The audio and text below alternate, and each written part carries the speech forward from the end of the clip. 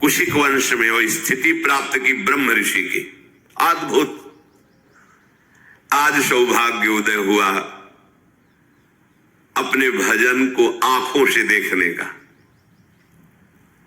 महाराज चक्रवर्ती सम्राट परम प्रेमी अवध नरेश श्री दशरथ जी के दरबार में पधारे विश्वामित्र जी।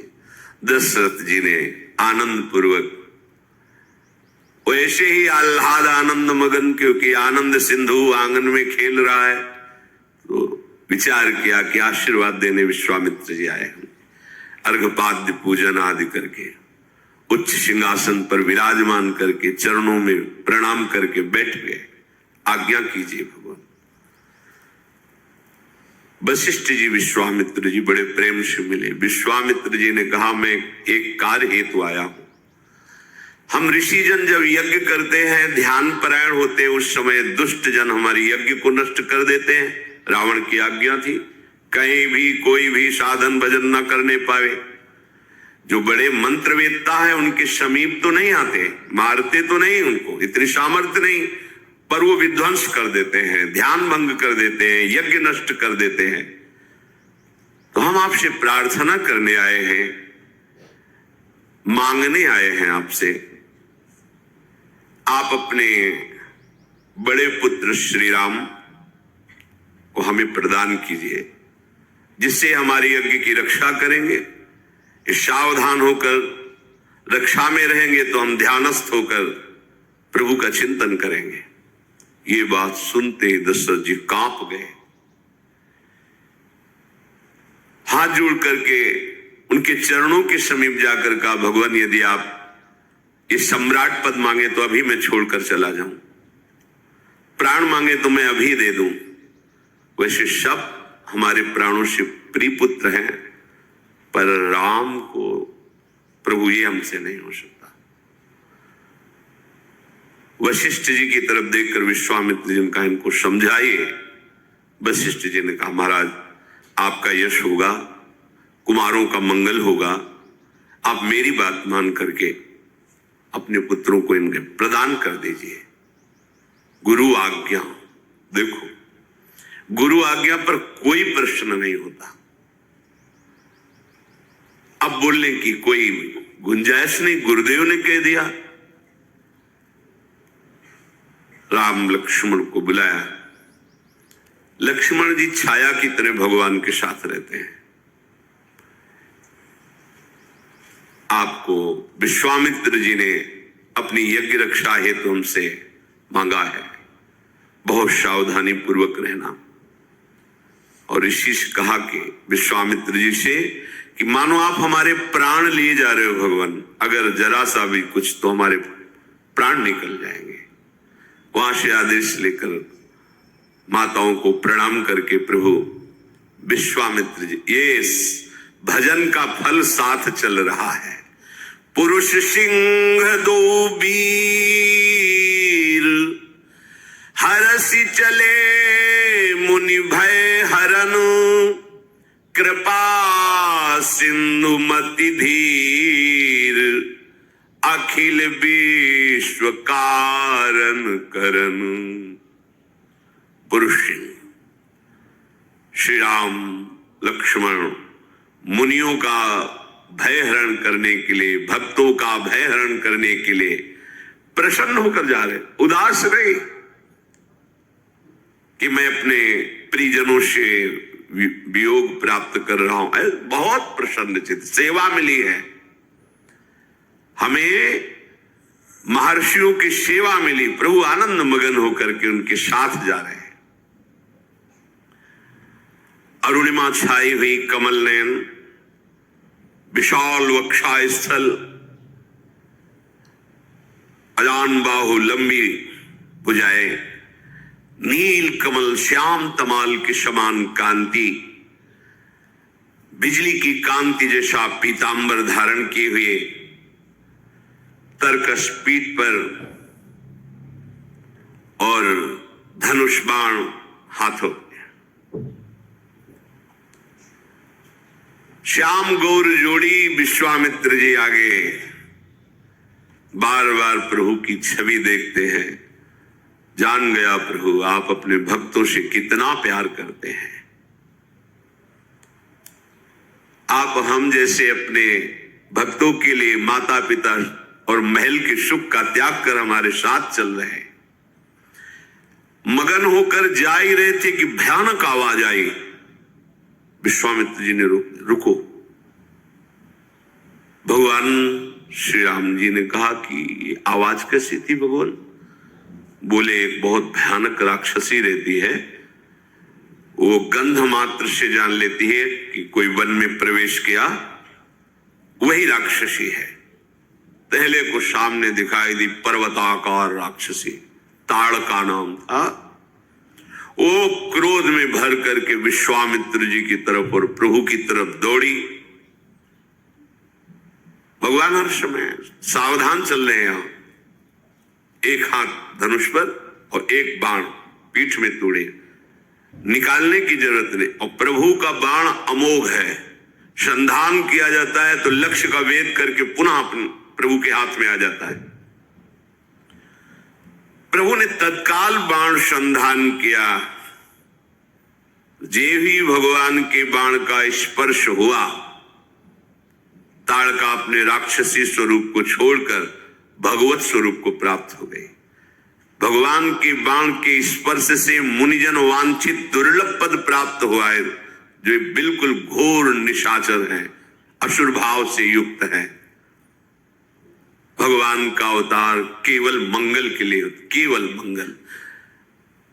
ऐसे ही कृष्णावतार में छठी के दिन पूतना का, जैसे प्रभु का लीला प्रारंभ हो रहा है उद्धार के लिए, ताड़का, उधर सबसे छठी के दिन ही पूतना आ गई थी, उत्सव मनाया जा रहा था।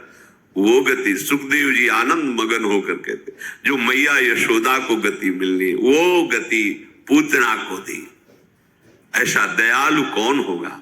बड़े बड़े महात्मा जन जिनकी आराधना करते रहते हैं, वो पदवी ताड़का को प्रभु ने प्रदान की। जे ही बाण प्रवेश किया शरीर में, निष्पाप हो गई, दिव्य रूप धारण कर भगवत धाम को गई। विश्वामित्र जी ने देखा, निर्भय हो रहे हैं विश्वामित्र जी, और बोले कि आज मैं तुम्हें ऐसी विद्या प्रदान करता हूं कि तुम्हें कभी भूख नहीं लगेगी और कभी प्यास नहीं लगेगी, कभी भूख प्यास नहीं लगेगी। ऐसी विद्या प्रदान की। तुम्हारे शरीर में अतुलित तेज और बल है। मैंने जितने दिव्यास्त्र सीखे हैं वो सब तुम्हें प्रदान करता हूं। वैसे तो सब प्रभु से ही प्रकट हुए, पर लीला में विश्वामित्र जी ने दिव्यास्त्र भगवान को प्रदान किए। सुखपूर्वक आश्रम में प्रभु विराजमान हुए। बहुत से ऋषि मुनि अपने अपने आश्रमों से आकर के प्रभु के दर्शन कर रहे हैं और आशीष देते हैं और निर्भय हो जाते हैं कि अब हम सब ध्यान भजन यज्ञ निर्भय होकर करेंगे, क्योंकि श्री राम लक्ष्मण रक्षा के लिए है। ऐसा नहीं कि प्रभु विश्वामित्र जी या उन्हीं मुनियों की रक्षा के लिए है, आपकी भी रक्षा के लिए। आप भजन करो। देखो, एक बार काशी में जो कुछ मन में मलिनता रखते थे, ऐसे लोगों ने विचार किया कि गोस्वामी जी की हस्तलिखित जो भगवत लीला है, बहुत अद्भुत चमत्कार, जो सुने आसक्त हो जाए, जो पढ़े आंसुओं की धार बहने लगे। सबको लगा कि जो संस्कृत के ग्रंथ है महामहिम है, उनके प्रभाव से भी बढ़कर इनका प्रभाव बढ़ता जा रहा है। अगर ये ग्रंथ ही हटा दिया जाए तो रात्रि में गोस्वामी जी जब सो रहे हो तो इस ग्रंथ को उठा करके गंगा जी में प्रवाहित कर दिया जाए, पक्का हो गया। जब रात्रि में गए तो वहां देखा कि दो नौ किशोर गौर श्याम धनुष्मांस बिल्कुल संधान किए हुए खड़े। भय लगा। कुटिया के दूसरे दरवाजे पर थे, यज्ञ मंडप जैसी कुटिया, वहां देखो भयभीत हो गए, भाग गए। दूसरे दिन आए और कहा मैं उन रक्षकों के दर्शन करना चाहता हूं जो रात्रि में हमने। वो यहाँ कौन रक्षक, हम तो भगवान के दास हैं, यहाँ तो कोई रक्षा में नहीं, हम रात्रि में। उन्होंने अपनी बात बताई, हम आए थे उस ग्रंथ को ऐसा, पर हमने देखा कि 2 नौ किशोर तेज राशि रक्षा। भगवान के वचन है, भगवान त्रिकाल सत्य बोलते हैं। करो सदा तिनके रखवारी, स्वयं ज्यों बालक राखे महतारी। स्वयं पार्षद नहीं भेजते, अनंत शक्ति संपन्न पार्षद, पर स्वयं श्री भगवान अपने जनों की रक्षा करते हैं। सुंदर कंदमूल फल प्रभु को अर्पित किया गया। रात्रि में प्रभु जब शयन के प्रातः काल हुआ, नित्य क्रिया की और कहा आप सब ऋषि निर्भय रहो, पूरे वन में कहीं कोई भी निशाचर आतंक नहीं कर सकता। अब जीव ही स्वाहा हुआ और धुआं उठा तो महाक्रोध धारण करके राक्षस मारीच अपने सहायकों के साथ विनाश करने के लिए आ गया। यज्ञ विध्वंस। भगवान तो रक्षा के लिए खड़े ही थे, बड़े लीला बिहारी हैं। फण वाला बाण नहीं मारा, बिना फण वाला, क्योंकि कट जाता उसी समय, तो आगे लीला में कैसे सहयोग करता। इसलिए मारीच को बिना फण वाला बाण मारा, वो 100 योजन विस्तार वाले समुद्र के पार गिरा, 400 कोस दूर जाकर गिरा। उसका सहायक सुबाहु था। सुबाहु ने अपनी सेना सहित आक्रमण किया, अग्निबाण का संधान करके सुबाहु को भस्म कर दिया और लखनलाल ने सारी सेना को नाश कर दिया। ऋषियों से कहा निर्भय हो जाओ, मारीच सुबाहु का भय बिल्कुल नहीं, कुछ किसी की सामर्थ्य नहीं जब तक हम रक्षा में है यहां को। इसीलिए शरणागति का पहला लक्षण है निर्भय। क्यों? मेरे प्रभु कह रहे, वादा कर रहे हैं कि तुम निश्चिंत रहो, योगक्षेमम भाम्यहम्, मैं हूं ना। कहां आप स्वीकार करते हैं कि प्रभु आपके साथ हैं? संतों ने अनुभव किया है, मुख में हो राम नाम, राम तेरे हाथ में, बंदे तू अकेला नहीं, राम तेरे साथ में। जब नाम चल रहा है तो प्रभु तुम्हारे हाथ में है, जैसे डोरी हाथ में, जैसा चाहो पतंग न चालो। और नाम जापक तू अकेला नहीं, तेरा आराध्य देव तेरे साथ है। अनुभव करो, प्रभु मेरे साथ है। कुछ दिन रह करके ब्रह्म ऋषियों के पास बैठ करके सुंदर सुंदर पुराण स्मृतियों की वार्ता होती है, प्रभु श्रवण करते हैं। यद्यपि प्रभु सब कुछ जानते हैं, पर मर्यादा है। भगवत चर्चा हो रही, सब जानते हैं, पर ऐसा सुनने में लगना चाहिए नवम नवम, मानो मैंने पहली बार सुना है। ये भक्त रसिक का हृदय होता है। इतने में एक ऋषि ने आके सूचना दी विश्वामित्र जी को कि हे महामुनि, हमें सदानंद जी ने भेजा है, विदेहराज जनक के आचार्य हैं श्री सदानंद। उन्होंने कहा है कि बहुत सुंदर धनुष यज्ञ होने वाली है, आप उसमें सम्मिलित होइए, आशीर्वाद दीजिए, आप पधारिए। विश्वामित्र जी उनसे कहा मैं अवश्य आऊंगा। विश्वामित्र जी ने मुनि मंडली से कहा कि चलो परम ज्ञानी विदेहराज जनक का संग लाभ होगा और धनुष यज्ञ की शोभा का दर्शन करेंगे। प्रभु श्री राम और लक्ष्मण से भी कहा, जो आज्ञा कहकर प्रभु प्रसन्न हुए। समस्त ऋषि मंडली के साथ भगवान गौर श्याम जनकपुर के लिए पधारे। बहुत ही हरित वन, दौड़ दौड़ करके मृग मंडली आती है और भर नेत्र गौर श्याम जोड़ी का दर्शन करती, लखनलाल राम जी। उस वन के पशु पक्षी कृतार्थ हो रहे हैं, पर आश्चर्य हुआ, जे ही आगे बढ़े तो देखा एकदम उजाड़, बीच में एकदम उजाड़, जैसे आग लग गई हो, निर्जन, कोई हरा पत्ता भी नहीं, और एक बड़ी शिला पड़ी हुई है। ऐसा लगता है पूर्व में यहां आश्रम था, पर सब नष्ट भ्रष्ट जैसा हो गया। प्रभु ने कहा कि इतना सुंदर वन और मध्य भाग में ऐसा प्रभु क्या, कोई जीव वहां प्रवेश नहीं कर रहा, कोई हरा एक पत्ता भी नहीं है, एकदम उजाड़, शोभाहीन, और एक विशाल शिला पड़ी हुई है।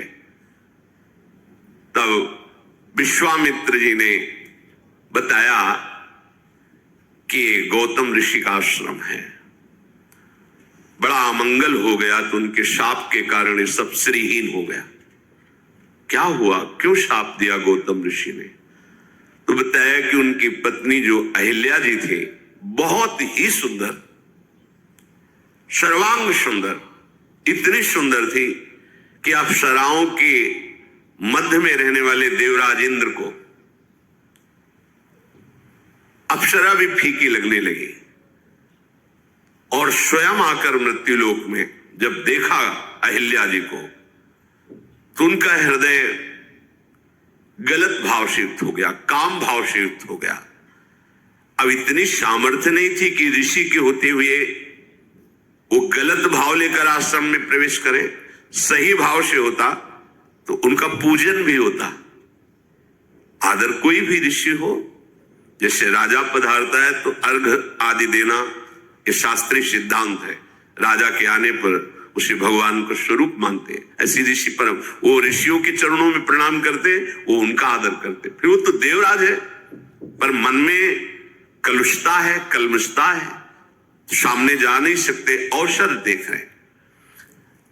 प्रातःकालीन ब्रह्म मुहूर्त में स्नान करने के लिए वो निकलते थे गौतम ऋषि।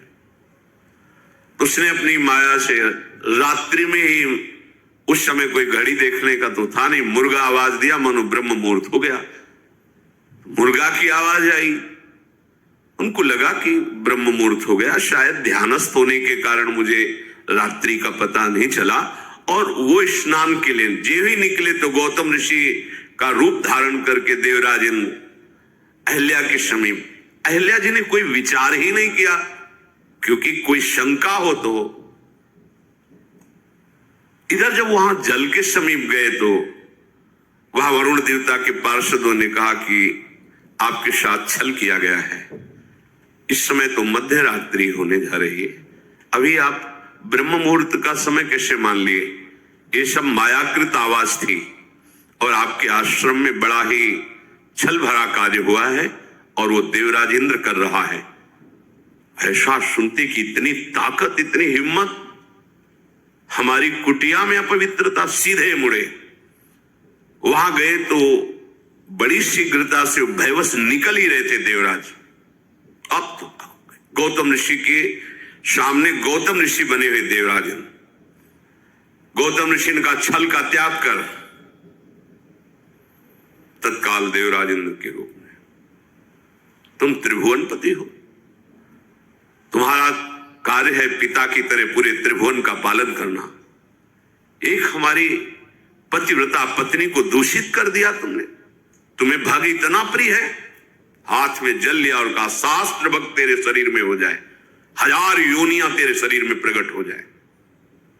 अब तो चरणों में गिर, महाराज मेरी रक्षा करो, मुझसे गलती हो गई, बहुत प्रकार से विनय की। तब कहा जब भगवान श्री राम प्रकट होंगे और जब तुम उनका दर्शन पाओगे तो यही सहस्त्र भग, सहस्त्र नेत्र बन जाएंगे। जाओ। अंदर गए, देखा अहिल्या को और कहा कि तू पतिव्रता है, तुझे मेरे स्पर्श और देवराज के स्पर्श का भेद पता नहीं चला? पत्थर की तरह तू उस समय उपस्थित रही, तुझे अपने पातिव्रत धर्म से यह पता नहीं चला कि तेरा स्पर्श कौन कर रहा है? भले भेष बदले था तो तुझे स्पर्श का पता नहीं चला? जल ले जा, तू पाषाण हो जा। पाषाण होते हुए प्रार्थना की कि भगवान मैंने तो सिर्फ आपको ही देखा था, मैं समझी आप कृपा करो, मेरा यद्यपि मैं अपावन हो चुकी हूं पर मेरा इसमें दोष नहीं था विनय की। तो उनका जब भगवान श्री राम अपने श्री चरण से स्पर्श कर देंगे तब तुम अपने स्वरूप को प्राप्त हो जाओगी। और संपूर्ण प्रकृति को साथ दिया उस आश्रम की, तुम सब यहां चेतन हो, मेरे तप से सुरक्षित हो, किसी ने मुझे संकेत नहीं किया, अब उजाड़ हो गए। उसी समय जैसे आग लग जाए ऐसे सब चेतनाहीन हो गए। विश्वामित्र जी ने कहा प्रभु ये आपके चरण स्पर्श की लालसा से अहिल्या जी शिला बनी हुई पड़ी है, आप कृपा करो। गौतम नारी श्राप बश उपल देह धरि धीर, चरण कमल रज चाहती, कृपा करहु रघुबीर। हे रघुनंदन, आप अपने श्री चरणों से शिला का स्पर्श करो। विश्वामित्र जी की ऐसी आज्ञा हुई।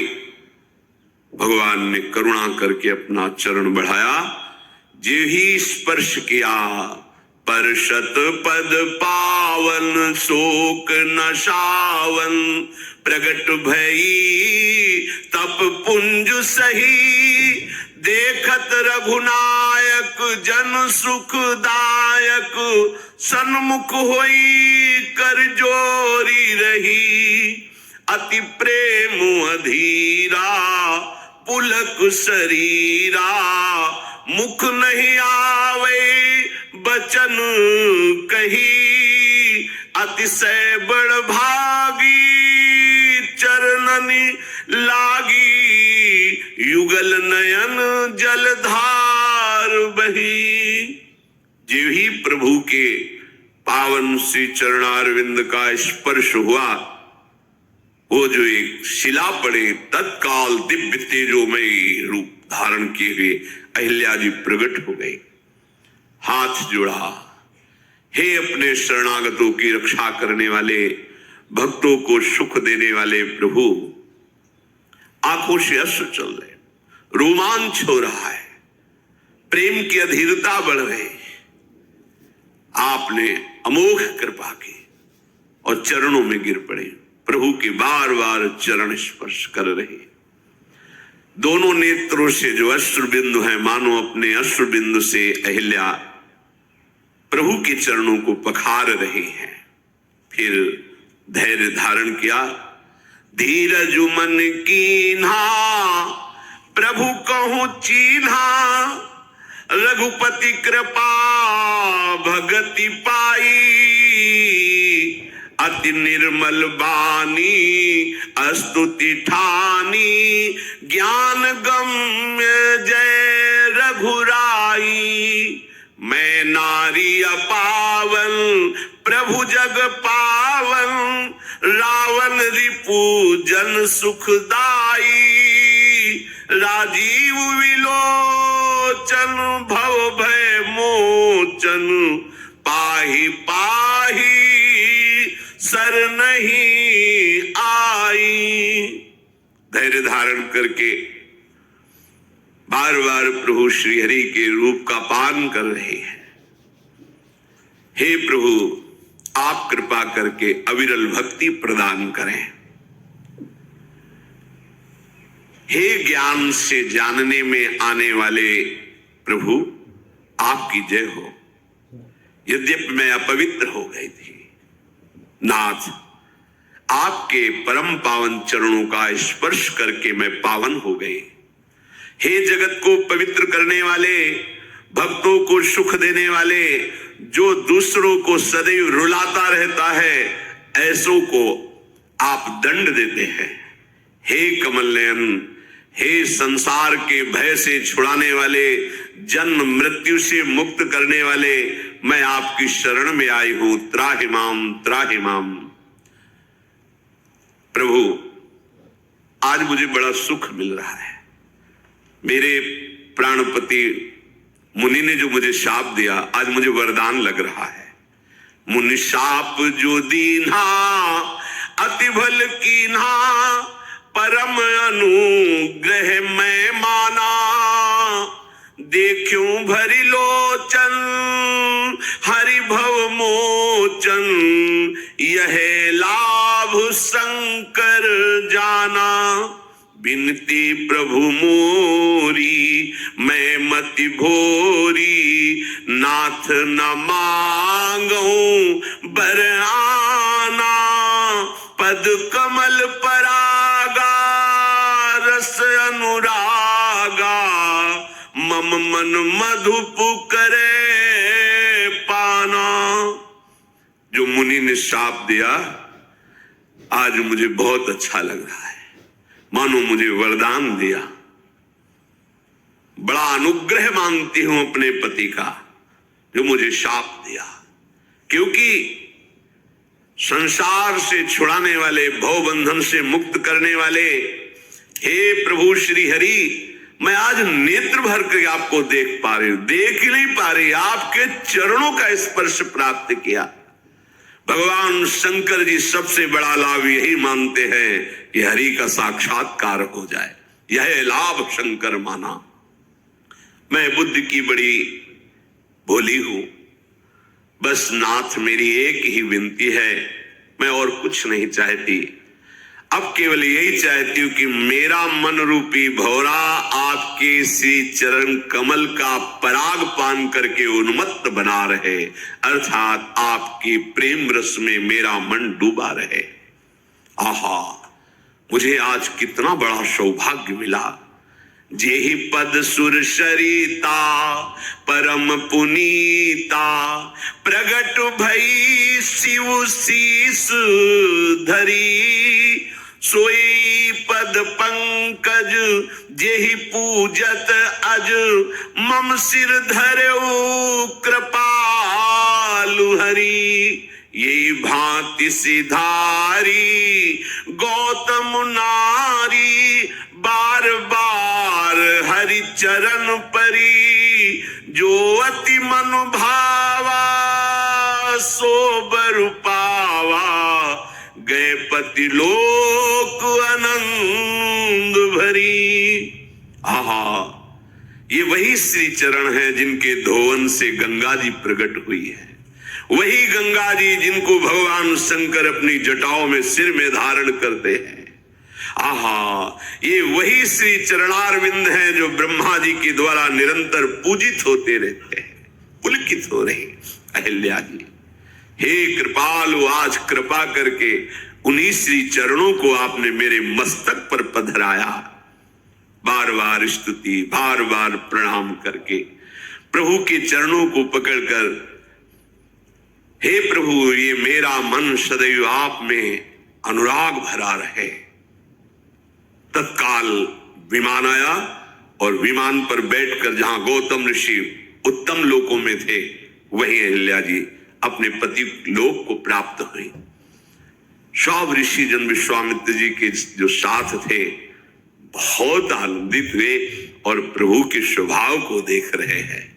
अस प्रभु दीन बंधु हरि, कारण रहित दयाल। तुलसीदास सठते ही भजू, छाड़ी कपट जंजाल। कैसे हमारे प्रभु दीन बंधु हैं, दयालु हैं, अकारण दया करते हैं।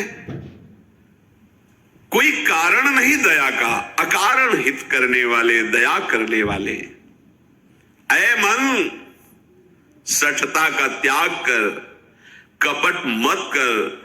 इस कपटी माया के जंजाल का त्याग करके तू एक बार प्रभु का भजन कर ले, फिर देख कैसे निहाल हो जाता है। आगे बढ़े। जीव ही अहिल्या के रूप में शिला हुई तो संपूर्ण आश्रम मानो बसंत ऋतु फैल गई हो, तत्काल वैसे ही दिव्य शोभा से युक्त हो गया। ऋषि मुनि आनंदित होते हैं, प्रभु उनके साथ चल रहे हैं। फिर आगे चले तो जगत को पावन करने वाली भगवती गंगा जी को देखा। महाराज गाधी के पुत्र विश्वामित्र जी ने कैसे देव नदी गंगा जी का प्रादुर्भाव हुआ वामन भगवान के चरण प्रक्षालन से कैसे भगीरथ जी ने तपस्या की, भूमि पर आई, ये सब वर्णन करके ऋषियों को सुनाया। प्रभु भी ऐसे सुन रहे जैसे श्रोता सुनते हैं, और उन्हीं के चरणों की धोन तो गंगा जी है। सब ऋषियों ने गंगा स्नान किया, फिर प्रभु ने ऋषियों के साथ जैसा जैसा वो मंत्र उच्चारण करते वैसे गंगा स्नान प्रभु भी किए। भली भांत मंत्रोच्चारण करते हुए श्री राम लक्ष्मण जब गंगा स्नान के फिर तैयार होकर के जनकपुर के नजदीक पहुंचे। दूर से ही जनकपुर आनंद प्रदान कर रहा है, क्योंकि ज्ञानियों के परम गुरु जनक जी महाराज श्री सुखदेव जी जैसे महापुरुष के गुरु हैं। अद्भुत शोभा जनकपुरी की है, क्योंकि शोभा समुद्र श्री सियाजू विराजमान है। प्रभु जनकपुरी को देखते ही आनंदित हो गए। ऐसा लग रहा है कोई पुराना संबंध है इस नगर से। बड़ी सुंदर झीलें, सरोवर, अमृत के समान उनका जल है, रंग बिरंगे कमल खिले हुए, मणियों की सीढ़ियां बनी हुई, भौरे मकरंद रस का पान करके गुंजार कर रहे हैं, पक्षी मधुर कलरव कर रहे हैं, रंग रंग के कमल खिल रहे हैं, शीतल मंद सुगंध वायु बह रही है, बड़ी सुंदर सुंदर पुष्प वाटिकाएं दिखाई दे रही नगर के बाहर, जहां अद्भुत रंग बिरंगे पक्षी हैं, सुंदर पत्तों और फूलों से लदे हुए ऐसे वृक्ष दिखाई दे रहे जैसे हाथ से श्रृंगारित किया गया हो। नगर की सुंदरता का तो वर्णन करते ही नहीं बनता, जिधर देखो उधर मन लुभा जाता है। श्री जनक जी का महल सर्वोच्च, ऐश्वर्य झलक रहा है दूर से ही। विश्वामित्र जी, वो जनक जी का महल, ऐसे समस्त सेवकों के बड़े बड़े महल हैं। ऐसा लगता है समस्त लोकों की शोभा जनकपुरी में विराजमान है। कृपा के धाम प्रभु श्री राम विश्वामित्र जी दूर से दिखाए। एक सुंदर नगर के समीप ही बड़ा सुहावना सरोवर और बगीचा। विश्वामित्र जी ने कहा, हमें लगता है यही विश्राम करना चाहिए। प्रभु ने कहा, प्रभु जैसी आपकी आज्ञा। इतने में जनक जी को सूचना दी गई कि महामुनि परम ज्ञानी महान तपस्वी विश्वामित्र जी ऋषियों के साथ जनकपुर के नजदीक बगीचे पर विश्राम कर रहे हैं। तत्काल जनक जी अपने प्रधान ज्ञानी सचिवों को साथ लेकर, कुछ ऋषियों को साथ लेकर के स्वागत के लिए विश्वामित्र जी के लिए चले। संग सचिव सुचि भूरि भट भूसुर बर गुर ज्ञाति, चले मिलन मुनि नाय कहीं मुदित राव यही भांति। पूरा परिकर जनकपुर से आ रहा है, विशिष्ट विशिष्ट ऋषि, सचिव और श्री जनक जी महाराज। दूर से ही देखा अद्भुत शोभा से युक्त विश्वामित्र जी, दूर से ही साष्टांग प्रणाम किया, जमीन पर मस्तक रख करके प्रणाम किया। प्रणाम की ये विशेषता है, जरूरी नहीं कि आप चरण स्पर्श करें जाकर के। अलग अलग संतों के नियम भी होते हैं। कुछ लोग ऐसा समझते हैं कि अपने को बड़ा पवित्र समझते, चरण नहीं छुआते। एक तो कुछ संतों के नियम होते हैं, गुरुजनों ने आदेश किया है।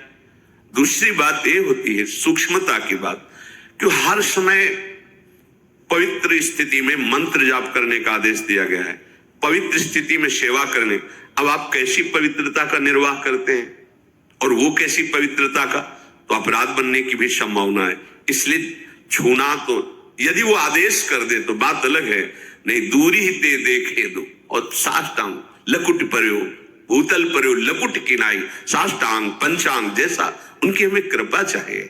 जरूरी थोड़ी कि छूने से कोई बात बनेगी। आप अपवित्र हैं और आपने छू लिया, अब वो श्री जी की सेवा में जाएंगे। अब इस बात का आपको अपराध लगेगा, आपको पता नहीं, लेकिन नहीं, उसके भाव देखो ना, वो छूना चाहता है, उसके भाव देखो ना। जीवन भर जिस मार्ग में चला है, उस आराध्य देव की आराधना के लिए कितना संयम, कितनी पवित्रता का निर्वाह कर रहा है। तुम्हारे भाव देखने के लिए थोड़ी बना है। वो भाव प्राप्त करके भाव वश्य भगवान को वशीभूत करना चाहता है, जिससे तुम्हारा भी मंगल होगा, जगत का मंगल होगा। पर ये अज्ञानी जन, दूर से ही जनक जी परम ज्ञानी हैं, साष्टांग दंडोत किया विश्वामित्र जी को। मुनियों के स्वामी विश्वामित्र जी ने बहुत प्रसन्न होकर के आशीष दी। ऋषि मंडली ने फिर विश्वामित्र जी को प्रणाम किया। विश्वामित्र जी हाथ जोड़ कर कह रहे, अहो आज आपके दर्शन हुए ज्ञान श्रोमणी जनक जी, बड़ा आनंद मिल रहा है। जनक जी ने कहा, महाराज भाग्य तो हमारे जो आप पधारे, अहो भाग्य अपना माना आप इसलिए मृदु वचन से। कुशल प्रश्न हुआ, जनक जी को आसन दिया गया, बैठा ले गए। उसी समय कुछ फुलवाड़ी पुष्प लेकर के राम और लक्ष्मण जी पधारे। जनक जी के नेत्र भगवान श्री राम के मुखारविंद पर गए।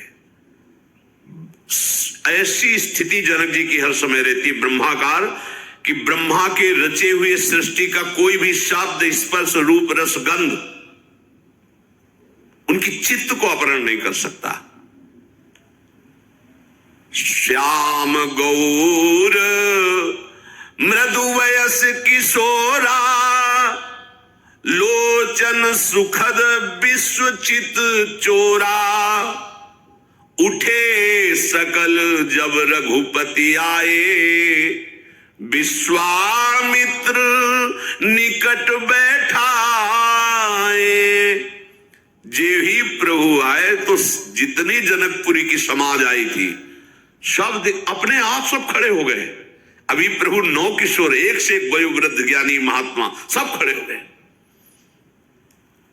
प्रभु ने विश्वामित्र जी ने पास बैठाला, सबके चित्त। और आश्चर्य है, जनक जी की तो स्थिति ही बदल गई। सबके नेत्रों से अश्रु बह रहा है, रोमांचित हो रहे हैं। और जनक जी की तो स्थिति, मूरति मधुर मनोहर देखी, भयउ विदेहो विदेहो विषेकी। वैसे ही देव भाव रहित ब्रह्मबोध संपन्न महापुरुष अब तो प्रेम की दशा जागृत हो गई, विदेह और विदेह में हो गए। बार बार संभालना चाहते जनक जी अपने चित्त को। विश्वामित्र जी देख रहे हैं जनक जी की तरफ। प्रेम मगन मनु जानि नृप, करि विवेक धरि धीर। बोले ओ मुनि पद नाई, सिर गद गद गिरा गंभीर। बार बार अपनी स्थिति को संभालते हैं, पर प्रेम विवस्था झलक रही है। हाथ जोड़कर विश्वामित्र जी से कहा कि ये कौन है? मुझे जो अनुभूति हो रही, जनक जी कह रहे, कहो नाथ सुंदर दो बालक, मुनि कुल तिलक की नृप कुल पालक। ब्रह्म जो निगम नेति कही गावा,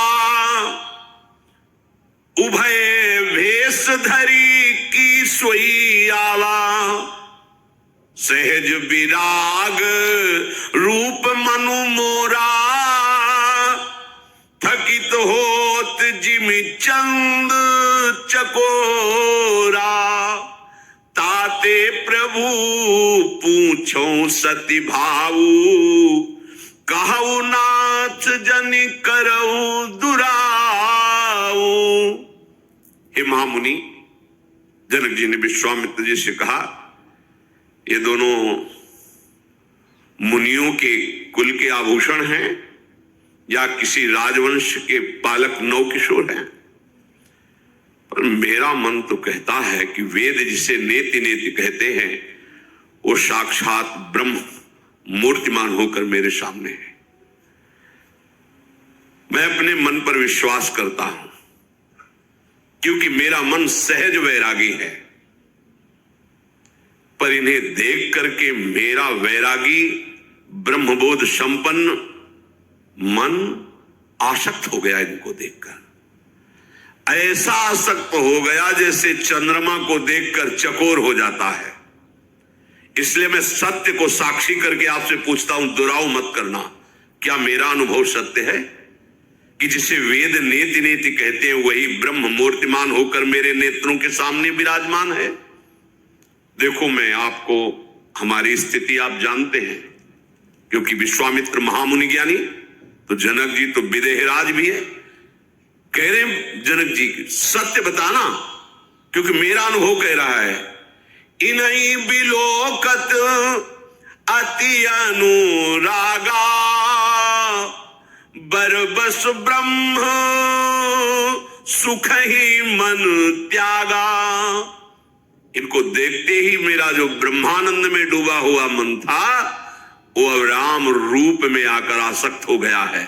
ऐसा नहीं हो सकता। त्रिभुवन का कोई रूप विदेहराज जनक को मोहित कर ले, ऐसा नहीं हो सकता। ये वही है जिसे वेद नेति नेति के कहकर कि ब्रह्म साक्षात मूर्तिमान। आप सत्य को साक्षी करके बताइए। विश्वामित्र जी मुस्कुराए, कहा मुनि बिहसी कहो नृपुनि का, बचन तुम्हार न हो अली का। आपने ठीक यथार्थ अनुभव किया, आपका वचन कभी मिथ्या नहीं हो सकता। विश्वामित्र जी ने जनक जी से कहा, आपने ठीक यथार्थ अनुभव किया। राम जी ने विश्वामित्र जी की तरफ देखा, इशारा किया कि सब विराजमान है प्रभु, हम जो लीला करने के लिए अवतरित हुए हैं ये भेद ही रहना चाहिए। बोले देखो ये ऐसे सुंदर है ही, इन्हें जो देखता है वो लुभायमान हो जाता है। और ये रघुकुल मणि दशरथ के जाए, मम हित लागी नरेश पठाए। महाराज चक्रवर्ती सम्राट दशरथ के पुत्र राम और लक्ष्मण मेरी यज्ञ रक्षा के लिए आए हुए बदल गए। भगवान श्री राम ने भेद नहीं तो शुरू किया था कि जो तुमने यथार्थ अनुभव किया वो परम सत्य है। प्रभु ने इशारा किया, प्रभु वहां महाराज चक्रवर्ती सम्राट दशरथ के पुत्र राम लक्ष्मण मेरी यज्ञ, ये ऐसे है ही सुंदर कि सबको अच्छा लग, बिल्कुल बात छुपा ली। इनका शील, इनका सौंदर्य ऐसा है, सबके चित्त को चुरा लेते। ये महाबलशाली है, इन्हें कोई जीत नहीं सकता। ये मेरी यज्ञ रक्षा के हेतु आए हैं। राजा ने कहा, जनक जी ने, मैं समझ गया, अब मैं कह सकता हूं कि आपके चरण दर्शन से मेरा अहोभाग्य हुआ। ज्ञानियों की बात ज्ञानी ही समझते हैं। आपके चरण दर्शन, और हाथ जोड़े विश्वामित्र जी की तरफ, मेरा अहोभाग्य हुआ और आपके कारण मुझे ये राजकुमार गौर श्याम का जो सौंदर्य है वो देखने, बिल्कुल शायद कोई भी न जान पावे जो अन्य ऋषि जन आए हुए हैं कि कौन है। बड़ी परस्पर प्रीति प्रकट की विश्वामित्र जी और जनक जी महाराज ने। आनंदित होकर कहा, नाथ आज आपने हमें कृतार्थ कर दिया। बात करते विश्वामित्र जी से बार बार राम जी की तरफ, उनकी शोभा को देख रहे, दृष्टि हटाना चाहते पर वो चित्त चोर ऐसे हैं कि बार बार दृष्टि जाती, पुलकित हो जाते, फिर हृदय को संभालते हैं और कहा, अच्छा महाराज आदेश कीजिए, और भी सेवाएं हैं, क्योंकि धनुष यज्ञ बहुत से ऋषि मुनि राजा पदार्थ। हृदय को जो प्रेम से भर रहा था, छुपा करके वहां से प्रणाम करके विश्वामित्र जी, पूरे मार्ग में केवल राम रूप छा रहा है। ये है परम ज्ञानियों को भी आकर्षित करके बलात् मुनि मनमोहन, विश्व मनमोहन अपने आए। इसीलिए ब्रह्मानंद भी फीका लगने लगता है जब इनकी रूप माधुरी प्रकाशित होती है। अब जो भी जनकपुर में आ रहा सबका स्वागत कर रहे हैं जनक जी, पर उनके हृदय देश में और मानस पटल पर प्रभु का रूप आसक्त कर लिया, अनुराग युक्त कर लिया। इधर प्रभु लक्ष्मण जी की तरफ देखा, विश्वामित्र जी का भगवान संकोचवश लखनलाल कुछ कह नहीं पा रहे, हम कह दे? हाँ हाँ बोलो। हमें लगता है लखनलाल के मन में कि जनकपुरी कैसी, अंदर से देखे हमें, आपका आदेश हो तो जनकपुरी का दर्शन करना चाहते हैं। आज्ञा पाकर विनय के साथ प्रभु ने जब निवेदन किया, विश्वामित्र हाँ हाँ बिल्कुल निर्भय होकर जाओ, जनकपुर की शोभा का दर्शन करो, धनुष यज्ञ का दर्शन करो, तुम तो नीति को जानने वाले हो, जाओ। सुख निधान दोनों भाई विश्वामित्र जी की आज्ञा से जनकपुरी का दर्शन करने के लिए अंदर प्रवेश किए। अब वहां पहले से ही सूचना हो गई थी कि ऋषि के साथ ऐसे राजकुमार आए, जो देखता है वो लुभायमान हो जाता है।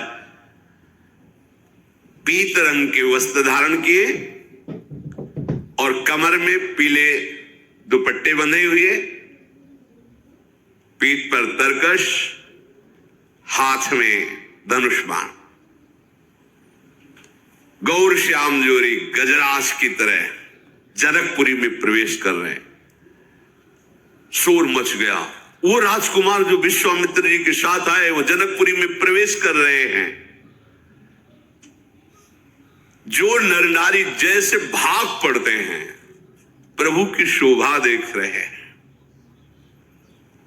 नक्श शिख से ऐसा सौंदर्य बरस रहा है गौर वर्ण लखनलाल। ये गौर श्याम जोरी रहती है, कहीं किसी भी अवतार में हो। श्याम वर्ण श्री राम जी, पूरा नगर टूट रहा है। जब जनक जी को पता चला तो कुछ निजी अंगसेवियों को भेजा उनकी रक्षा, भीड़ को हटाने के लिए। सब ऐसे भाग रहे जैसे किसी दरिद्री को महाधन मिल रहा हो, ऐसा ही है। स्वभाव से सुंदर महामत्त गजराज की भात जनकपुरी में प्रभु विचरण कर रहे हैं। जो देखता है वो ऐसा अनुभव करता है कि नेत्र धारण करना आज हमारा सफल हो गया, नेत्रों का फल। जो घर में स्त्रियां वो दौड़ नहीं पाई, अब वो कोई झरोखों से लगती है, वो आ रहे, अरे सखी मैं भर नेत्र कैसे देखूं, दौड़ करके ऊपर चढ़ जाती छत में। अब प्रभु तो नीचे देखते चल रहे हैं, वहां पहले से कोई फूलों को व्यवस्था थोड़ी करके, तो चोटियों में फूल गिरते थे, फूल को लिया ऐसे छोड़ती है, प्रभु ऐसे देखते निहाल हो जाती है दौड़ दौड़ करके। और सब आपस में बात करते हैं कि त्रिभुवन में जितने सुंदर है ना, सबकी सुंदरता सुनी है पर इनकी सुंदरता देखी है। सुनने के अनुसार मैं कह सकती हूं कि इनसे सुंदर कोई त्रिभुवन में नहीं। करोड़ों कामदेव की छवि को उन्होंने जीत लिया। कोई देवता, मनुष्य, असुर, नाग, मुनि, कोई ऐसा सुंदर नहीं जैसे सुंदर है।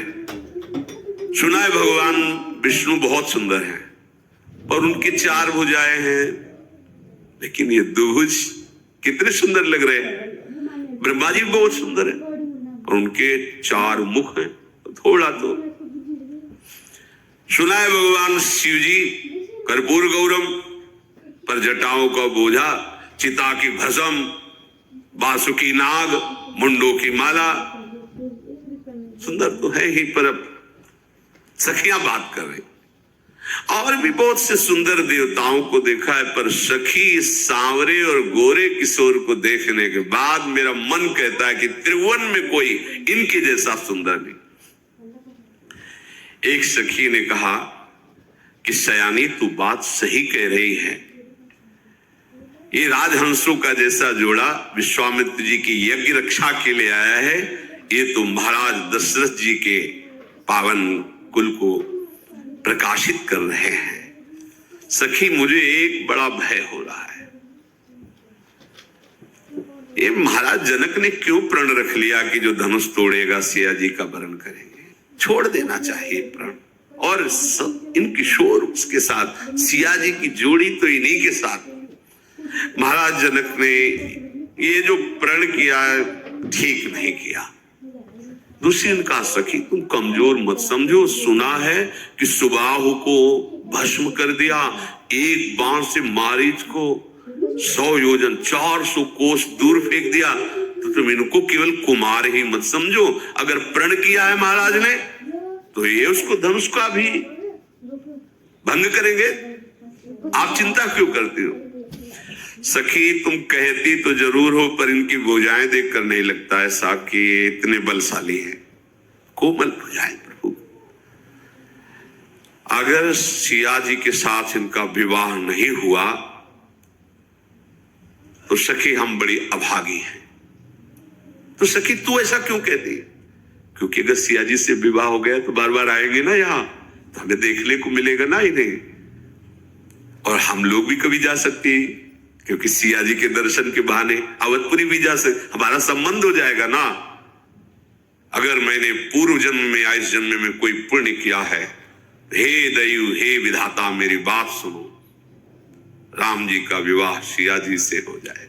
ऐसे नगरवासी आपस में। सयानी सखी कहती बड़ा समंजस है, जनक जी ये बात नहीं मानेंगे, बिना धनुष तोड़े विवाह नहीं होगा। अरे सखी तू भूल क्यों कर रही है? अभी अभी सुना है कि एक पाहन को चरण से स्पर्श किया तो अहिल्या के रूप में प्रकट हो गई। इन बड़े सामर्थ्यशाली है, ये भगवान शिव के धनुष को भंग ऐसे कर देंगे, तुम चिंता क्यों करती हो? नहीं सखी, हमारी जो सखी सिया जो है ना इतनी सुंदर है तो उनको दूल्हा भी इतना सुंदर मिलना चाहिए। बस हम तो इस बात से घबरा रही है। स्त्री आपस में ऐसी बात कर रही, भगवान आगे बढ़े। कुछ जनकपुरी के नवकिशोर बालक दौड़ दौड़ करके आते हैं और प्रभु को छूने के आपस में देख, ये बहुत सुखद है, बहुत सुखद, ऐसे दौड़ दौड़ के, और कहते हम आपको दिखाने चले, धनुष जा रखा है, यज्ञशाला बनी। प्रभु कहते हाँ हाँ आप तो ऐसे दसियों नवकिशोर बालक दौड़ दौड़, देखो प्रभु यहाँ ऐसा, प्रभु ऐसे, प्रभु देख रहे, बड़ाई कर रहे। सब शिशु यही मिशी प्रेम बस परस मनोहर गात। देखो देखो ऐसे छूते आनंद मगन। ये सम्मान भजनानंदी है जो शिशु रूप में है, भगवान का स्पर्श प्राप्त कर रहे। तन पुल कही अति हर्ष ही देख देख दो हाथ। और प्रभु बालकों को भी ऐसे, हाँ अच्छा आप क्या दिखाना चाहते हैं, हम चलो वो दिखा रहे, अब ये दिखा, ऐसे सब दौड़ दौड़ के प्रभु को अपनी अपनी तरफ बुला रहे, और प्रभु जो बुला रहे उसके साथ चले। हाँ बहुत सुंदर, जनकपुरी की शोभा का तो क्या कहना। अरे जिनके पलक झपकते अनंत ब्रह्मांड रच जाते हैं, उन प्रभु के लिए कोई शोभा देखने वाली है क्या?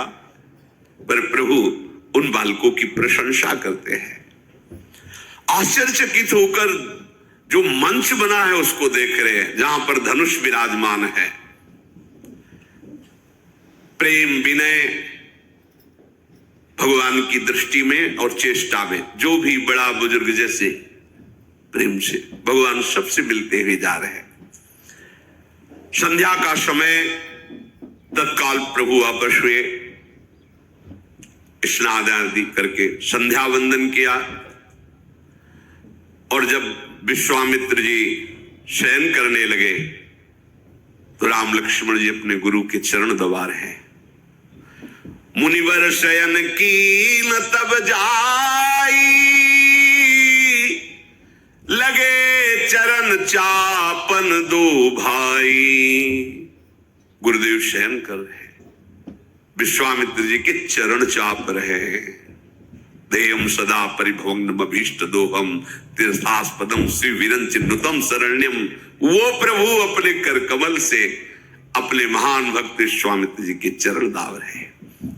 जिनके चरण सरोरुह लागी, करत विविधि जप जोग विरागी, तेई दो बंधु प्रेम जनु जीते, गुरुपद कमल पलोटत प्रीते। अरे जिनके चरणों के दर्शन के लिए वैराग्य धारण करके महान तपस्या और भजन के द्वारा जिनकी आराधना करते हैं, वही मूर्तिमान प्रभु प्रेम पूर्वक अपने गुरु जी के चरण दबा रहे हैं। फिर गुरुदेव ने आज्ञा करी, जाओ शयन करो। तो जब प्रभु श्री राम जी शयन कर रहे हैं तो लक्ष्मण जी उनके चरण दबा रहे हैं। चापत चरण लखन उर लाए, सभय प्रेम परम सच पाए। फिर प्रभु ने कहा, तात आप भी शयन करो। तो श्री राम जी के चरणों को हृदय में रखकर लखनलाल शयन कर रहे हैं। रात बीती, प्रातः काल हुआ, सबसे पहले लक्ष्मण जी जगे। सेवक धर्म बहुत विचित्र धर्म है। सेवक सुख चाह नहीं, सेवक अपना सुख कभी नहीं चाह। लक्ष्मण जी सबसे पहले उठे। लखन निश विगत सुनी, अरुण शिखा धुनि कान, गुरु ते पहले जगतपति, जागे राम सुजान। सबसे पहले लक्ष्मण जी उठे, फिर अपने गुरुदेव से पहले श्री राम जी उठे, फिर विश्वामित्र जी। सब समस्त दिनचर्या की युगल किशोरों ने और पवित्र कर फिर मुनियों को मस्तक, सब ऋषियों को प्रणाम किया। फिर आज्ञा भई, प्रातःकालीन देव अर्चना के लिए पुष्प लाइए।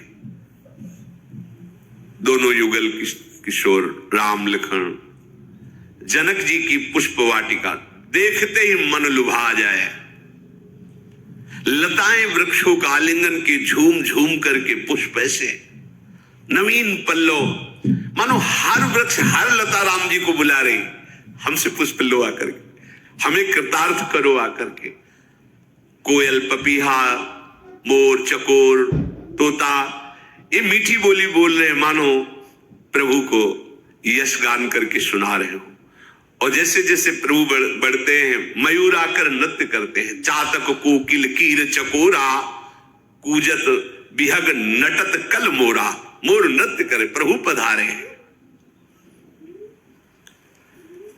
उस बीच पुष्प वाटिका में बड़ा ही मनोहर सरोवर है।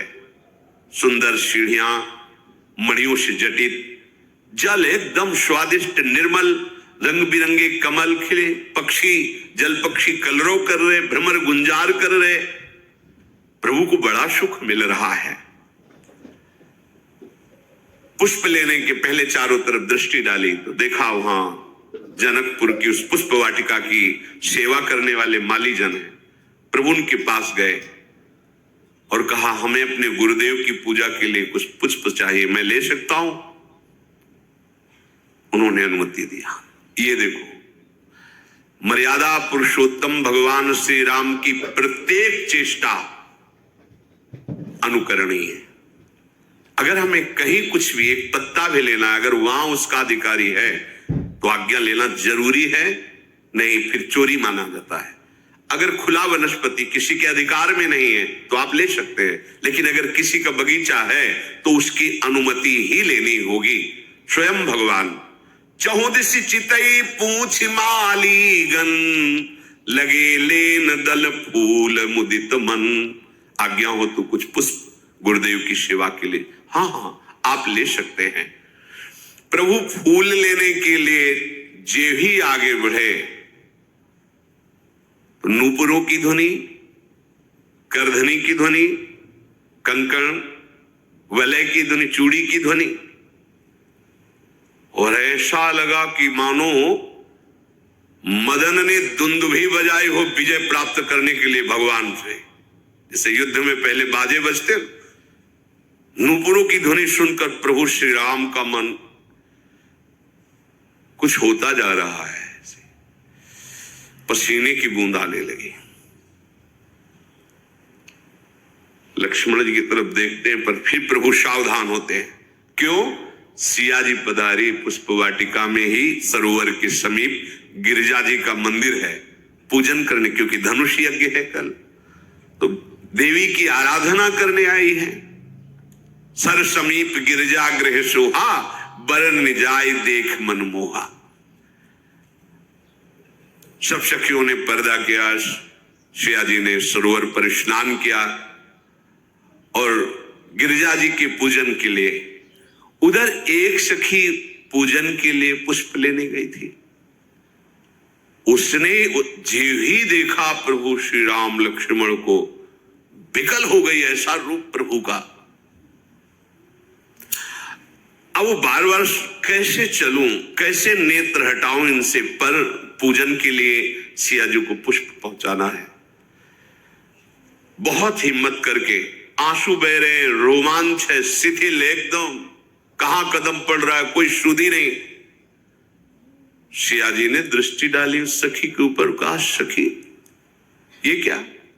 तासु दशा देखी सखिन पुलक गात जलु नैन, कहु कारण निज हरस कर पूछै सब मृदु बैन। ये तुम्हारी दशा कैसे हो गई सखी?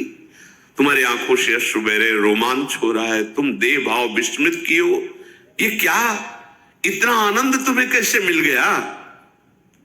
उसने कहा कि जब आज्ञा से पुष्प वाटिका में पुष्प लेने गई तो मैंने रूप देखा है, रूप, आंसू की धार।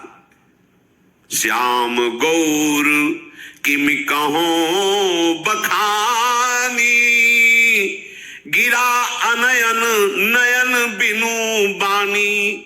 ऐसा रूप देखा है कि जिसने देखा उसके वाणी नहीं कि बोल पावे, नेत्र ने देखा उसको, और वाणी जो बोल रही उसने देखा नहीं, तो वर्णन कैसे? बस इतना कहती हूं कि देखने योग्य है, देखना चाहिए। सुनि हर्षी सब सखी सयानी, सिय ही अति उत्कंठा जानी। एक कहे नृपसुत ते आली, सुने जे मुनि संग आए काली। सिया जी के हृदय में एक अलौकिक आकर्षण हो रहा है, तो हम भी देखें चल के उस स्वरूप को। हाँ, हमने सुना है विश्वामित्र जी के साथ 2 राजकुमार आए हैं, शायद वही होंगे, चलो चलते हैं देखने के लिए। जिन्होंने पूरे नगर को मोहित कर लिया है वही पुष्प वाटिका में आए होंगे।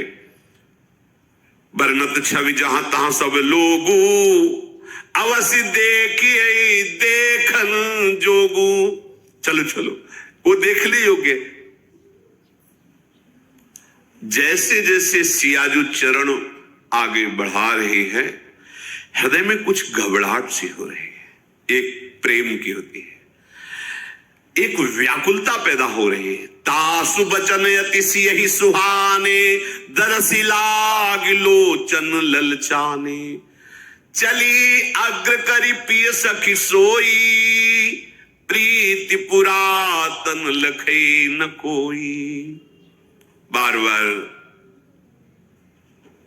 हृदय में उमगन है कि आज अपने प्रीतम को पहली बार देखूंगी इस प्राकट्य उत्सव में, जो सिया के रूप में प्रकट हुई हूं, आज पहली बार देखूंगी। जो नारद जी ने हमें सुनाया था आकर कि ऐसे दशरथ भवन में ऐसे प्रभु, आज मैं अपने प्रभु के रूप को देखूंगी। चकित हो रही, बार बार नेत्र चंचल, और उस सखी से इशारे से किधर किधर। प्रभु लक्ष्मण से जी से कहते हैं कि ऐसा लग रहा है कि हमको चैलेंज दे रहा है कामदेव। ये मदन ऐसा लग रहा है कि वो धुंध भी बजा करके मुझे परास्त करने की कोशिश कर रहा है। अचानक दृष्टि पड़ी तो अस कई फिर चितए तेहि ओरा, सिय मुख शशि भय नयन चकोरा। प्रिया प्रीतम का मिलन, प्रिया सिया जी, प्रीतम राम जी, वो भी देख रहे किधर किधर। अचानक दृष्टि राम जी और भय विलोचन चारु अचंचल मनो सकुच निमित्त जे दिगंचल। अंचल चलना बंद हो गया नेत्रों का। एकटक रूप माधुरी का युगल पान कर रहे। सीता जी के रूप को देख करके प्रभु के जो हृदय में प्रेम, महान प्रेम समुद्र प्रभु है, बस ऐसे लंबी सांस खींचते हैं, शांत हो जाते हैं, कोई वचन नहीं निकल रहा। फिर लक्ष्मण जी से कहते, लक्ष्मण ऐसा लगता है कि सुंदरता जिनके अंश से सुंदर होती है वो सुंदर साक्षात मूर्तिमान होकर हमारे सामने